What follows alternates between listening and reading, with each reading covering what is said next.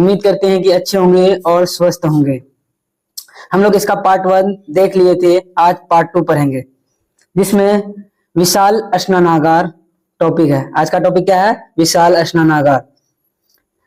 जैसे मोहनजोदड़ो की नगरों को 2 पार्ट में रखा गया था, दुर्ग और निचला शहर। विशाल स्नानागार जो है ना, मोहनजोदड़ो के दुर्ग पर बहुत बड़े बड़े स्नानागार के अवशेष मिले हैं। इनका आकार 12 मीटर लंबा और 7 मीटर चौड़ा तथा 2.5 मीटर गहरा था। आपको पूछा जाएगा विशाल स्नानागार की लंबाई, चौड़ाई और गहराई कितना है?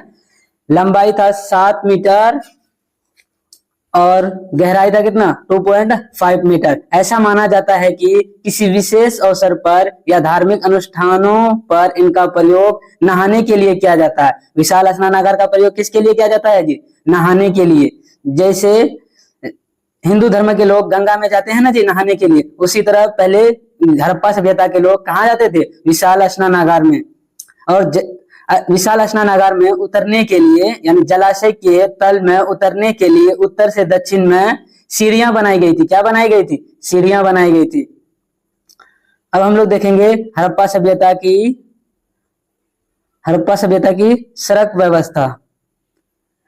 मोहनजोदड़ो में सड़कें 10 से 4 मीटर तक चौड़ी होती थी। कितना से? 4 से 10 मीटर चौड़ी होती थी। यहाँ की सड़कें एक दूसरे को समकोण पर काटती थी। कई इतिहासकारों का मानना है कि सड़क को इस तरह से बनाया गया था ताकि हवा के द्वारा अपने आप साफ कर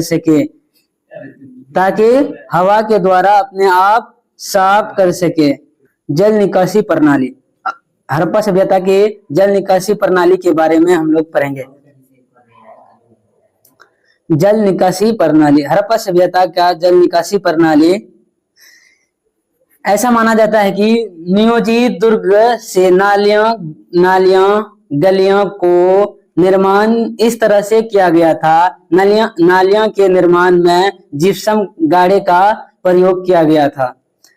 नालियों को ईंटों से ढका जाता था ताकि कूड़ा करकट से बचाया जा सके, और वर्षा जल के लिए विशेष प्रबंधन किए गए थे। आपको पूछा जाएगा हड़प्पा सभ्यता की जल निकासी व्यवस्था कैसा था जी? नियोजित दुर्ग से नालियां किससे जुड़ा हुआ था जी? गलियों से जुड़ा हुआ था, और गलियों के द्वारा किससे? सड़क में जुड़ा हुआ था, और नालियों को ईंटों से ढका जाता था ताकि कूड़ा करकट से बचाया जा सके, और वर्षा जल के लिए विशेष प्रबंधन किए गए थे। हड़प्पा सभ्यता के भवन निर्माण। हड़प्पा सभ्यता के भवन निर्माण देखिए, आंगन के चारों तरफ कमरे का निर्माण किया जाता था।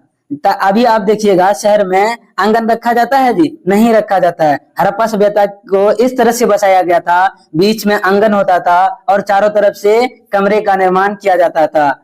घर में बड़े बड़े आंगन होते थे। हर घर में कैसे होते? बड़े बड़े आंगन होते थे। घरों के भीतर कुएं का निर्माण किया जाता था। किसका? कुएं का। जैसे पहले के जमाने में, अभी के जमाने में घर घर में मोटर लगा रहता है कि नहीं? पहले के जमाने में हर घर में कुआं रहता था, है ना? कुएं का निर्माण किया जाता था। निचले कमरे में खिड़की नहीं होती थी। उस समय भी बहुमंजिला मकान होता था, लेकिन निचले कमरे में खिड़की नहीं होती थी और दरवाजे आंगन के तरफ खुलता था। आंगन से बाहर की ओर दरवाजा नहीं खुलता था। कहाँ खुलता था जी? आंगन की ओर खुलता था। हड़प्पा सभ्यता के सामाजिक विभिन्नताएं को हम लोग देखेंगे। हड़प्पा सभ्यता के सामाजिक विभिन्नताएं, जैसे वहां के लोग का अंतिम संस्कार कैसे होता था? समाधान। यहाँ पर अंतिम संस्कार व्यक्ति को दफनाकर किया जाता था। जैसे कि हिंदू धर्म में आप देखेंगे, अगर कोई मर जाता है तो जी कैसे उसको दफनाया जाता है जी? नहीं दफनाया जाता, उसको जलाया जाता है। तो पहले के हड़प्पा सभ्यता के लोग कैसे करते थे? दफनाया करते थे। और वहां कब्रों में व्यक्तियों के साथ मिट्टी के बर्तन और आभूषण भी दफनाए जाते थे। शायद हड़प्पा सभ्यता के लोग पुनर्जन्म पर विश्वास रखते थे। जब हड़प्पा सभ्यता को खोदा गया ना जी, वो उसमें मिला कि आदमी के कंकाल के साथ जो है ना, उसके बर्तन, मिट्टी के बर्तन, आभूषण वगैरह भी उसके साथ मिला है। ऐसा माना जाता है कि हड़प्पा सभ्यता के लोग पुनर्जन्म पर विश्वास रखते थे। कब्रों में कब्रों में से तांबे का दर्पण भी मिला है। किसका दर्पण जी? तांबे का भी दर्पण भी मिला है। हड़प्पा सभ्यता के धार्मिक मान्यताएं। हड़प्पा सभ्यता के धार्मिक मान्यताएं। ऐसा माना जाता है कि हड़प्पा सभ्यता के लोग प्राकृतिक का पूजा करते थे। किसका? प्राकृतिक का पूजा करता था।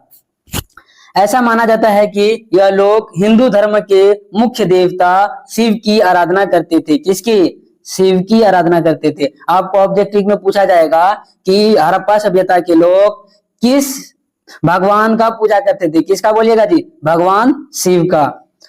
आभूषण, हड़प्पा सभ्यता में जो है ना, आभूषण से लदी हुई एक नारी की मूर्ति मिली है जिससे मातृ देवी कहा जाता है। इसे क्या कहा जाता है जी? मातृ देवी कहा जाता है। इसका भी पूजा क्या करता था?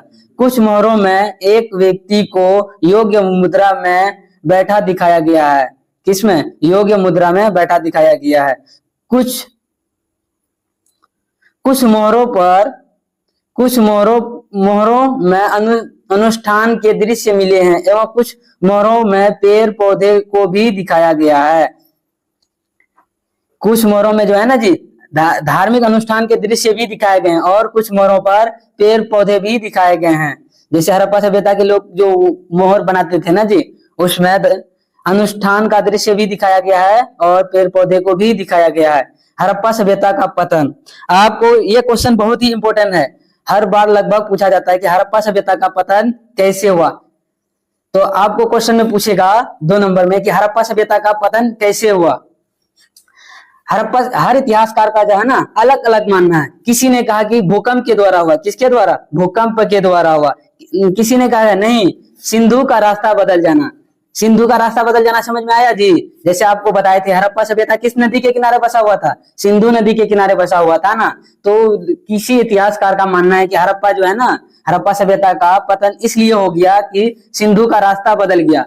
किसी ने कहा नहीं, जलवायु परिवर्तन और 900 वर्ष तक वर्षा नहीं होने के कारण हड़प्पा सभ्यता का पतन हो गया। किसी ने कहा नहीं जी, वनों की कटाई के कारण हो गया। किसके कारण? वनों की कटाई के कारण। जैसे अभी ग्लोबल वार्मिंग बढ़ रहा है ना जी, ऑक्सीजन की कमी हो रहा है ना, अगर पर्यावरण सुरक्षित नहीं रखिएगा फिर तो दिक्कत हो जाएगा ना। इसीलिए माना जाता है कि हड़प्पा सभ्यता के लोग जो है ना वनों की कटाई किए ज्यादा, इसीलिए उस सभ्यता का पतन हो गया। और किसी इतिहासकार का मानना है कि आर्यों का आक्रमण या विदेशी आक्रमण के कारण हड़प्पा सभ्यता का पतन हो गया। कोई विदेशी आक्रमण आया जो हड़प्पा सभ्यता पर आक्रमण करके लूट लाट कर चले गए। आपको क्वेश्चन में पूछा जाएगा 2 नंबर में, क्या बोलिएगा जी? हड़प्पा सभ्यता का पतन कैसे हुआ? लिख देना, भूकंप के कारण, सिंधु का रास्ता बदलना, या नंबर 3 में लिखना है जलवायु परिवर्तन या 900 वर्ष तक वर्षा न होना। नंबर 4 पे लिखना है वनों की कटाई और नंबर 5 पे लिखना है आर्यों का आक्रमण या विदेशी आक्रमण। आपको पूछा जाएगा हड़प्पा सभ्यता का विस्तार। आपको बताया था हड़प्पा सभ्यता का आकार कैसा था जी? त्रिभुजाकार था। उत्तर में मांडा जो कि जम्मू कश्मीर में स्थित है। कहाँ स्थित है जी? मांडा जो कि जम्मू कश्मीर में स्थित है। और दयामाबाद दक्षिण में, दयामाबाद जो कि महाराष्ट्र में स्थित था। और पूरब में आलमगीरपुर जो कि उत्तर प्रदेश में है। कहाँ है जी? उत्तर प्रदेश में। और पश्चिम में सुतकांगेडोर जो कि अफगानिस्तान और बलूचिस्तान के अंतर्गत आता है। तो हड़प्पा सभ्यता का विस्तार कहाँ से कहाँ तक था जी? उत्तर में जम्मू से लेकर दक्षिण में महाराष्ट्र तक और पूरब में उत्तर प्रदेश से लेकर पश्चिम में अफगानिस्तान तक फैला हुआ था। ये पार्ट 2 कंप्लीट हो गया है और पार्ट 3 में हम लोग ऑब्जेक्टिव देखेंगे।